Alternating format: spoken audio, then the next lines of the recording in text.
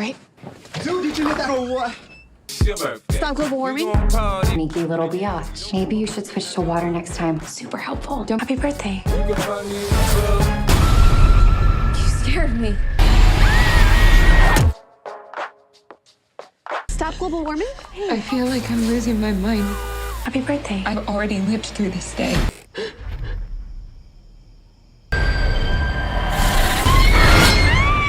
Is everything okay? You have unlimited amount of lives. So I'm supposed to keep dying until I figure out who my killer is?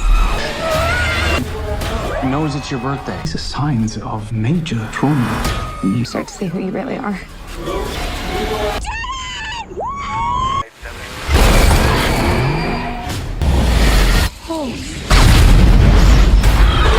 The campus bell hits 9 a.m. Tree wakes up in a random dorm room she doesn't recognize. Carter turns around and says good morning, and her phone immediately starts ringing with a birthday song. Tree panics, demands to know where her clothes are, and starts getting dressed right away. She asks for Tylenol.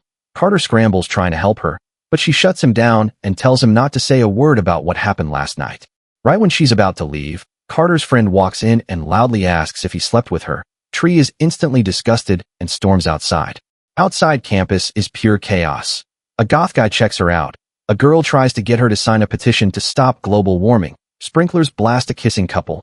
A car alarm starts blaring, and a frat bro hazes pledges. One even collapses while she walks by. Suddenly Tim, the guy she went on one date with, stops her like a stalker. She mocks him and walks off. She arrives at her sorority house. Someone greets her. She tries to sneak in, but Danielle catches her immediately and reminds her about the house meeting at lunch.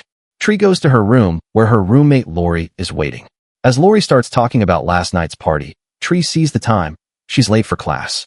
She panics again, rushing around grabbing books. Lori gives her a birthday cupcake.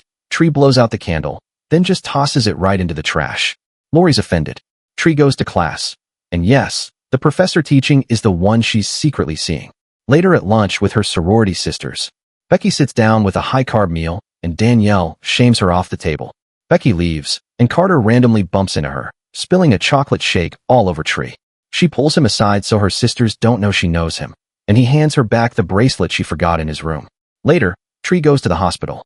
She declines a call from her dad, then runs into Lori again, who warns her that what she's doing could destroy everything. Tree goes into an office. The professor walks in. She immediately kisses him, but then his wife shows up knocking at the door. That night, Tree's back in her room when Danielle barges in, wearing Tree's top, and casually talks about the party happening later. The power suddenly flickers, cutting out for a moment. Later, Tree listens to a voicemail from her dad while walking past a group of jocks on her way to the party.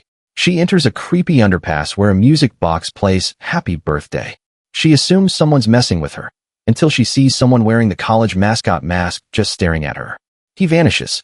Tree keeps walking. Then he jumps out with a knife and chases her. She falls, he grabs her, and kills her. Tree jolts awake, back in Carter's dorm room again. The exact same morning. The same dialogue. The same Tylenol request. She even tells Carter exactly where he keeps it. She's confused. Carter tells her it feels like she's been there before. His friend walks in again. The sequence outside repeats. The goth, the petition girl, the sprinklers, the car alarm, the hazing frat guys, everything. Tree sees Tim again. This time she stops him and asks what day it is. He says it's Monday the 18th. Tree returns to her sorority house. Same greeting, same reminders about lunch. Lori gives her the same cupcake. Tree freaks out more and rushes out. At lunch, Becky again sits with the bad food. Same fight, same spill from Carter. And Tree already knows he's going to give her back her bracelet. Later she tries to talk to the professor, but he kisses her again and his wife interrupts again. Same beats.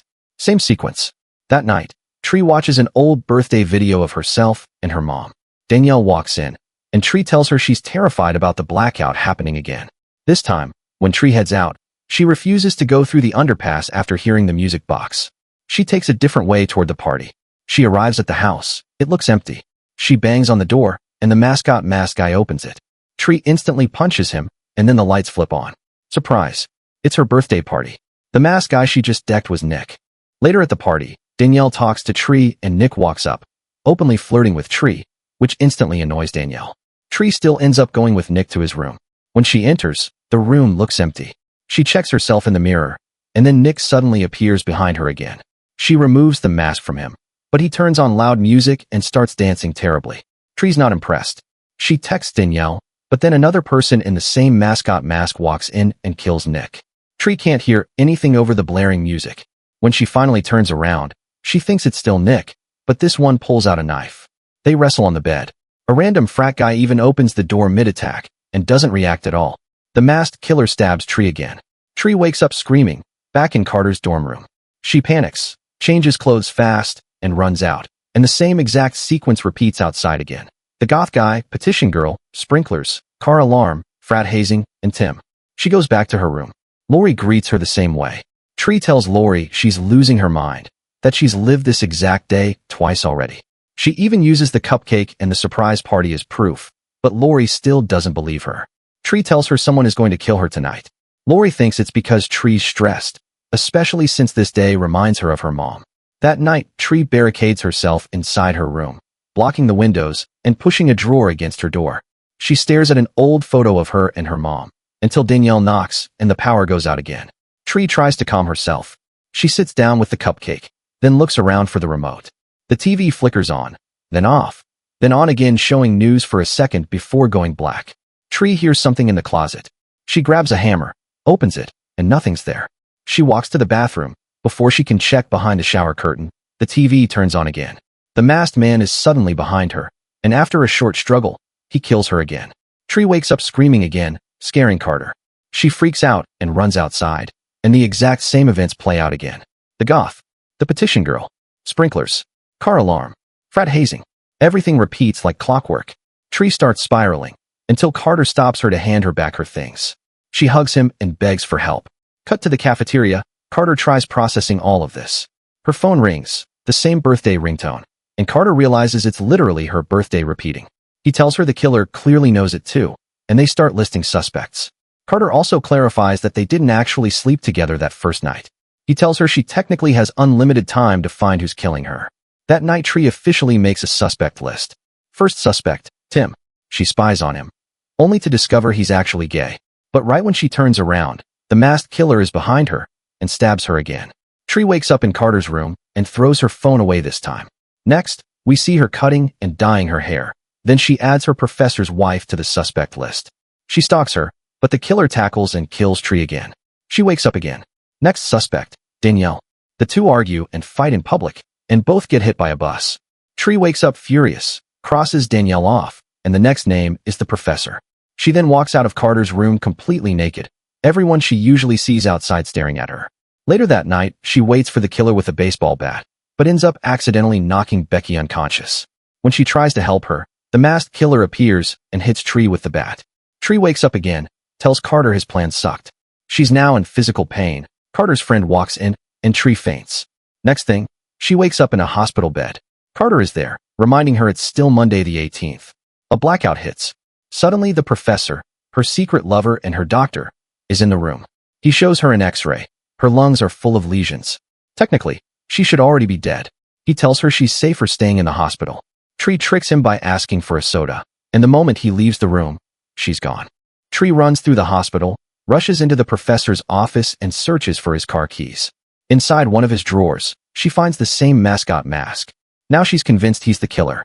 She slowly tries to make her way through the halls, when the professor suddenly appears behind her, and immediately gets stabbed by the real masked killer. Tree runs as he chases her through the hospital and into the parking lot.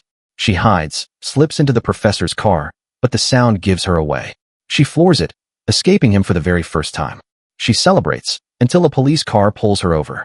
The cop approaches, and Tree quickly realizes that if she pretends she's under the influence, the officer has to arrest her, meaning she'll be locked up and safe overnight. She lies, and he arrests her. He puts her in the back seat, protected, until another car suddenly plows into the patrol vehicle. The masked killer gets out, walks toward her, taunts her, then tosses a lit birthday candle onto a gasoline trail. The car explodes. Tree wakes up again in Carter's dorm. She takes the Tylenol herself, sends Carter's roommate away, and Carter asks why she keeps screaming in her sleep.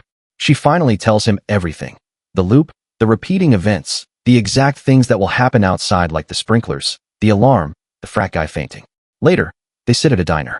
Tree burps and farts without shame, because Carter won't remember any of this tomorrow. Her phone rings. It's her dad.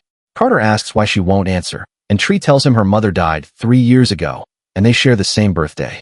Tree admits if her mom were still alive, she probably wouldn't be proud of who she's become. Carter tells her this loop is giving her the chance to change that. Tree says she doesn't think she has much time, because she keeps getting weaker after every reset. Then Tree sees the news. There's a report about a serial killer currently in the hospital. Now she believes he's the one who's been killing her. She rushes to the hospital and tells the nurse to call the police because he's going to escape tonight. When she sees there's no officer posted outside his room, Tree grabs an axe and walks inside. The masked man is already in there, but she doesn't notice him at first. She sees a guard dead on the floor, then the killer fires shots at her. Tree runs, but he kills the nurse and goes after her. The killer catches up to Tree and finally takes off the mask. It's the serial killer from the news. He aims his gun at her, but Carter suddenly tackles him out of nowhere. Tree grabs the gun to shoot, but it jams, and the killer snaps Carter's neck. Tree runs, the killer chases, and they end up at the bell tower.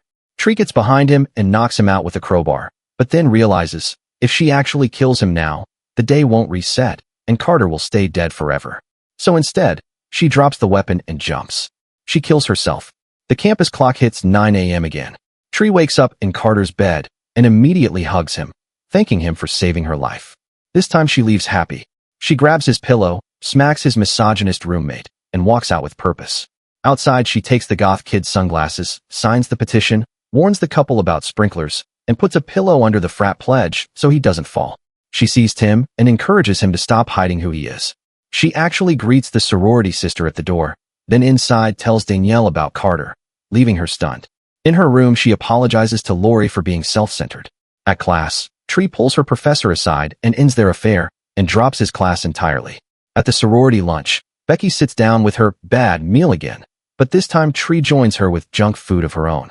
When Danielle insults Becky, Tree dumps a full chocolate shake right over Danielle's head. Carter shows up, gives her back her bracelet, and Tree kisses him and asks him out. He says yes. Later, Tree meets her dad at the restaurant for her birthday lunch.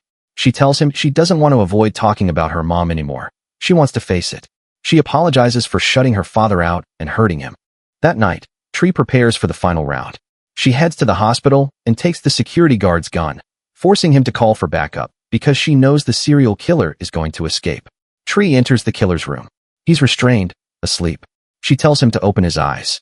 She tries to shoot, but the safety is still on. He wakes up, hits her with his pillow, breaks free, and takes her knife. They fight. He's stronger. He overpowers her.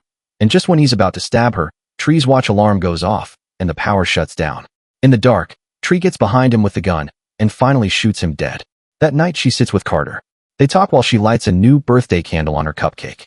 Right before she blows it out, she wishes for tomorrow. The clock chimes 9 a.m. Tree wakes up again in Carter's room. Same day again.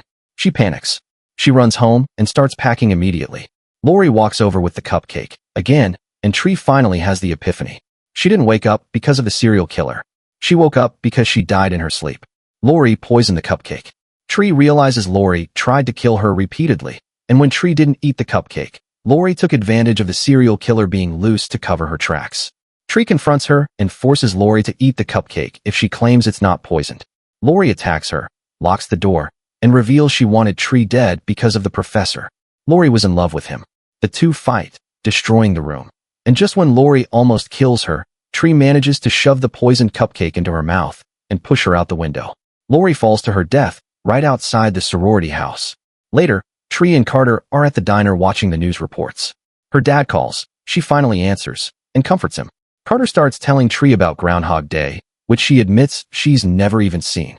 Tree wakes up and hears the birthday ringtone again. Carter pretends like she's stuck in the loop and just woke up hungover again. Tree starts panicking for a moment, until Carter tells her he's joking. It's actually Tuesday the 19th. They both laugh, then kick Ryan out when he tries to come back into the room, and the two finally start kissing.